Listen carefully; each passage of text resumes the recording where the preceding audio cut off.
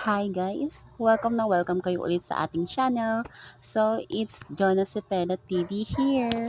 So, for today's video ay ipapakita ko sa iyo ang aking tamarind bonsai.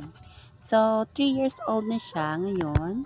And then, ang gagawin natin is lalagyan natin ng wire yung main base niya kasi nga mapayat. Tingnan mo, mapayat ang baba. Tapos sa taas is mataba siya. Parang hindi siya pantay. So, parang lumalabas siya na literally style na bonsai. Kaya need natin siyang lagyan ng wire. Ayun.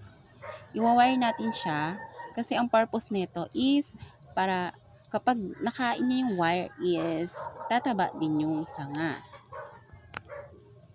Kumbaga parang sa kapag naipit, 'di ba? Halimbawa sa kamay naipit, gano'n lalaki. Gano'n din sa may bonsai. Gano'n din ang mangyayari. Tataba siya.